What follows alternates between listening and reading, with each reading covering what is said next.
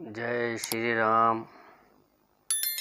राम समाधि आश्रम संत थानेदार यूट्यूब चैनल को देखने व सुनने वाले सभी साधकों को हमारा प्यार भरा प्रणाम। आज हम परम संत थानेदार साहब, जिनका समाधि मंदिर मनोहरपुरा जयपुर में है, की पुस्तक संत थानेदार को पढ़ेंगे और सुनेंगे। इससे पहले आपको यह भी बताते चलें कि इस चैनल में सभी सद्गुरु जनों का जीवन चरित्र और समाधि दर्शन एवं भजन भी हैं, जिन्हें आप देख सुन रहे हैं। अगर आपने इस चैनल को लाइक, सब्सक्राइब व शेयर नहीं किया है तो अवश्य करने की कृपा करें।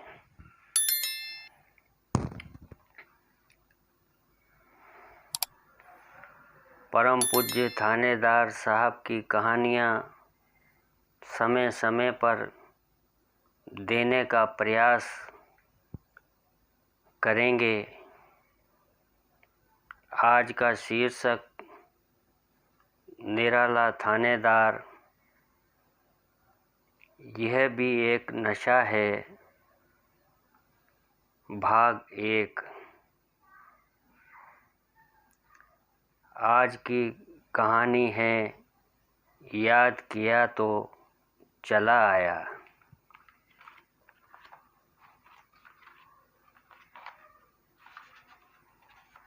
आत्मनिवेदन। इस धरती पर न जाने कितने मानव जन्म लेते हैं और चले जाते हैं। इनके बीच में कभी कोई सात्विक आधार अवतरित हो जाता है, जो अंधकार में भटकती मानवता को दीपक दिखा जाता है। मानव कितना भी भौतिकतावादी क्यों न हो जाए, ऐसी पुनीत आत्माएं उसे सदा सुहाती रही हैं। संत थानेदार राम सिंह जी एक ऐसे ही सत्पुरुष हुए हैं, जो गृहस्थ आश्रम में रहकर आदर्श मानवता के मापदंड स्थापित कर गए। पुलिस सेवा में रहकर ईमानदारी और सेवा परायणता की मिसाल कायम कर गए। दुनियादारी में रहकर सदा बेदाग रहे और परमार्थ के पथ पर चलकर इसी जीवन में परम पद प्राप्त कर लिया। कहने को तो वह एक सूफी संत हैं, किंतु वे मतवादी न होकर सही अर्थों में मानवतावादी हैं।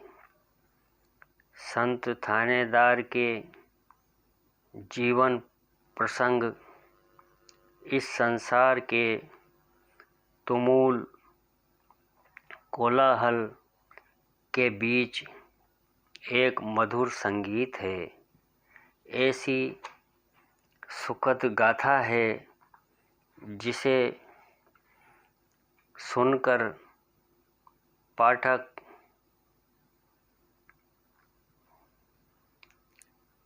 युगों तक आनंदानुभव करते रहेंगे। जो जितना सहृदय होगा, वह इन पावन प्रसंगों को सुनकर उतना ही आनंदित होगा। अब कहानी शुरू करते हैं। याद किया तो चला आया।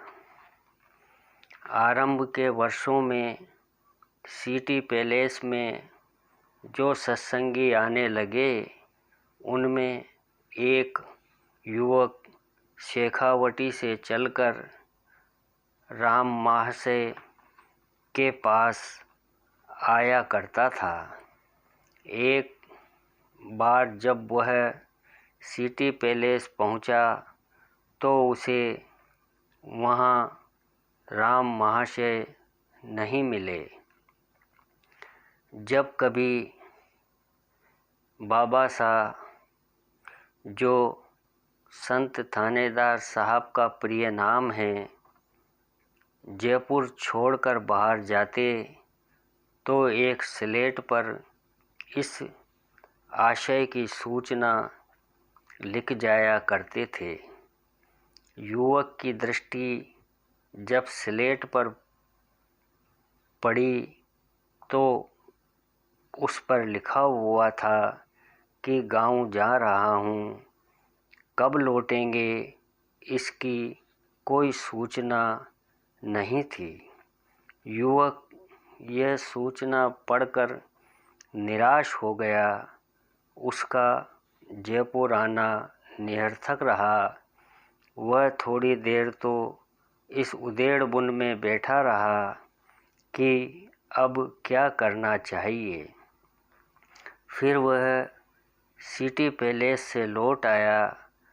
बाजार में उसे एक परिचित थानेदार मिले, किंतु वह भाटी राम सिंह जी के गांव का पता नहीं बता पाए।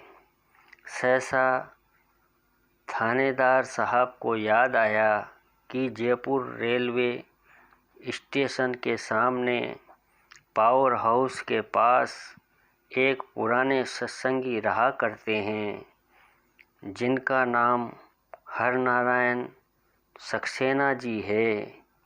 उनके यहाँ सत्संग हुआ करता है, वहाँ पता लग सकता है।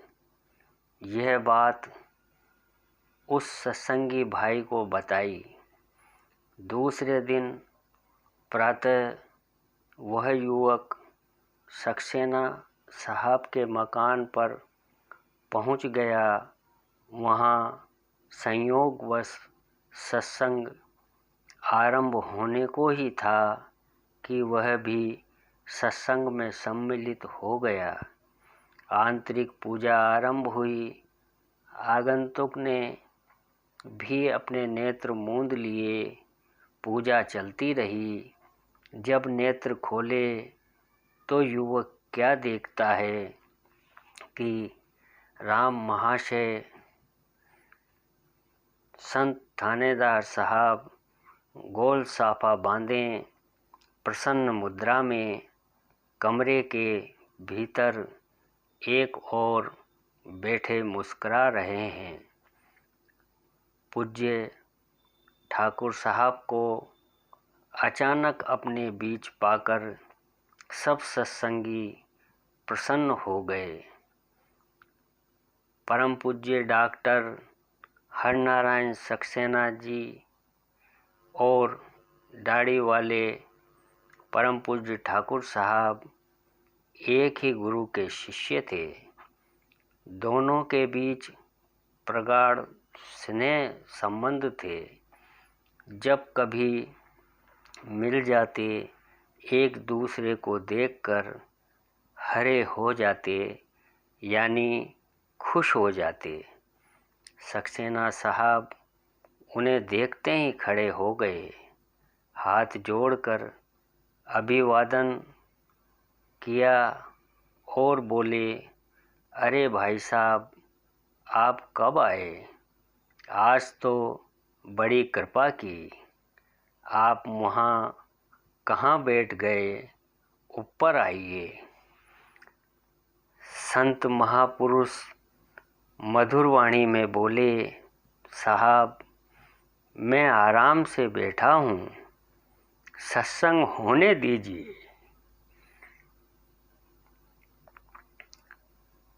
संत महापुरुष के सानिध्य में कुछ देर सत्संग चला, प्रसाद वितरण हुआ। जब बाबा साहब यानी परम पूज्य ठाकुर साहब जाने को हुए तो उस युवा सत्संगी को संकेत से अपने पास बुलाया, उसके कंधे पर हाथ रखा और उसे मकान के सामने वाले बड़े चबूतरे के छोर पर ले गए। वहाँ एक और खड़े होकर सत्संगी से बोले, आपने याद किया तो मैं चला आया। ऐसी गुरु भगवान की दया और कृपा है जो हम जैसे को मिल जाए तो कुछ जीवन सार्थक हो सकता है। बंधुवर, अगर आपको ये प्रयास अच्छा लगा हो तो आप हमारे YouTube चैनल राम समाधि आश्रम संत थानेदार को लाइक, सब्सक्राइब और शेयर करने की कृपा करें। अगर भूल से कोई गलती हुई हो तो आप सबसे माफ़ी चाहते हैं। आप सबके श्री चरणों में शत शत प्रणाम। जय जय गुरु भगवान।